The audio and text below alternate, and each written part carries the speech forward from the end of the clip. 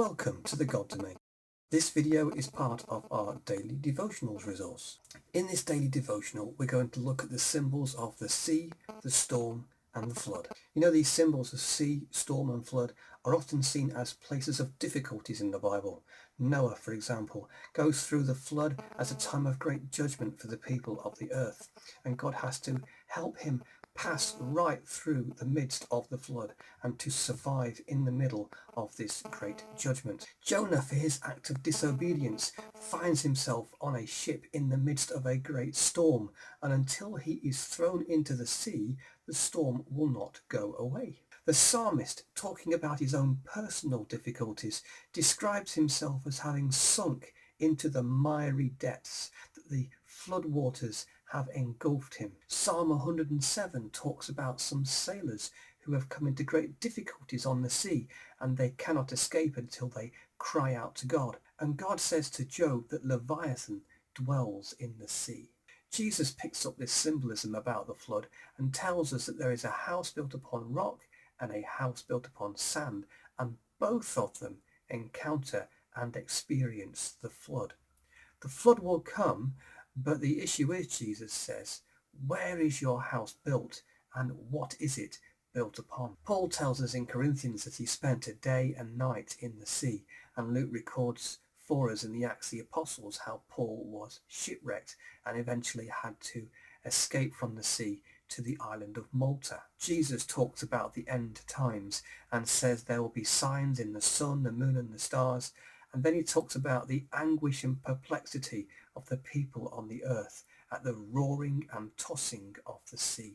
The book of Revelation gives us that really incredible imagery in Revelation 13, where a multi-headed beast arises out of the sea, and we know this is the final Antichrist coming out of the sea of humanity. The sea in the Bible also represents boundaries, seas, rivers, floods. We understand that the children of Israel were seeking to escape the hand of Pharaoh from the land of slavery in Egypt, and they come across the Red Sea. It's a barrier. They can't get through. It's impossible. They're stuck. Also, we see that Joshua, wanting to get through to the promised land, was initially camped by the Jordan, which was in flood. It was a humanly incrossable barrier. But the Bible also tells us that God, who made the sea, is sovereign over the sea. In the book of Job, God talks about the seashore and says, this is where your proud waves halt.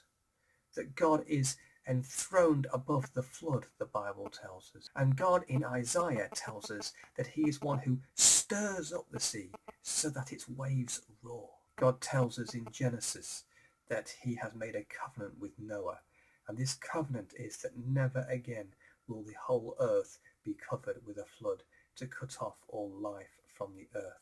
He is sovereign over the flood. The sovereignty of God is also shown in the New Testament, where Jesus calms the storm. It's that point and place where the disciples ask for the first time, who is this man? Even the wind and waves obey him. He stands, gives a command, and the waves become quiet. The wind ceases its blowing and everything becomes calm. And we also have that wonderful time when Jesus walks upon the water, and he's walking past the disciples who are struggling in their boat, and he shows that he is Lord of the storm. He doesn't even need to calm it for him to be Lord. He just needs to keep on walking, and that which is causing everyone so much trouble is already under his feet. Then we see that Jesus uses the sea as a place of provision. The disciples have fished all night, and on 2 occasions they fail to catch fish. One just before Peter starts following Jesus, and once after the resurrection.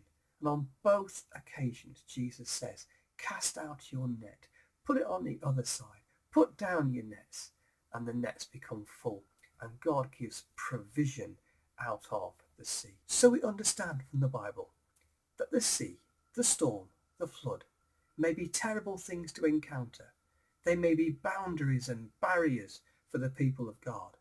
But God is sovereign and Jesus is Lord. And we see therefore that these 3 boundaries often become the place of faith, the place of overcoming, and the place of victory. Elijah has to pray 7 times before a cloud the size of a man's hand comes out of the water. And that cloud is the beginning of a great provision of God's rain to break a 3-year drought. God brings it out of the sea in response to the anguished prayer of Elijah, where he 7 times comes before God, and in that birthing position where he squats down, eventually the beginnings of the answer to the prayer comes out of the sea, and the storm comes, and the rain comes, and provision is made for God's people. We see that the writer to the Hebrews says that by faith the people crossed through the Red Sea on dry ground. Why? Because God got fame for his name in the ancient world. Everyone heard about Yahweh, who dried up the Red Sea, and Moses led the people through. That which once was a boundary, a great barrier to their freedom, became one of the greatest points and places of the people boasting in the mighty power of God as he sets his people free and uses that same boundary, that same sea, to destroy the enemies of God who were out to kill them and take them captive again. Also, when Joshua is encamped next to the Jordan, which is in flood, God rolls back the water and the people cross through on dry ground. And the enemies of God lose heart, and they have no longer any courage within them to stand up to Joshua. The book of Revelation tells us that before the throne there is a sea of glass, and gathered waters in the book of Revelation, we're told in the book itself, represent peoples and nations. And as we see that the people who are redeemed, who stand before the throne, it's a sea of glass, not a ripple, not any waves, not the tossing and turning of the sea, but it's all at peace. That the people of God who stand before the throne are finally at peace. There is nothing to disturb them. And finally, we see this wonderful phrase, don't we, in the Bible, when the enemy comes in like a flood, the Spirit of God will put him to flight. And there are 2 ways in which you can read that verse. You can read, when the enemy comes in like a flood, the Spirit of God will put him to flight. But because there are no commas and punctuation and full stops in the original Hebrew, it can be read, when the enemy comes in like a flood, the Spirit of God will put him to flight. But one thing we do know for sure, Paul says that God works all things for good for those who are in Christ Jesus.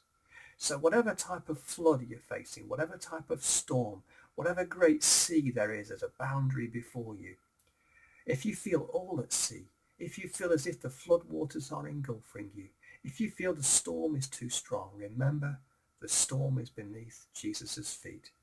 He is walking on those waves. He can command them to be quiet.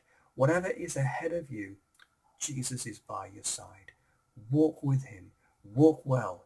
He is Lord and King of the storm and of the flood. Remember, God is always with you. He's greater than the storm. He's greater than your problems. And reach out your hand and you will find that he is always there to take you through each day. You've been listening to or watching one of our daily devotional resources from thegoddomain.com. We trust you've been really blessed and edified. Please do drop by the website at thegoddomain.com soon to see what other resources we have for you.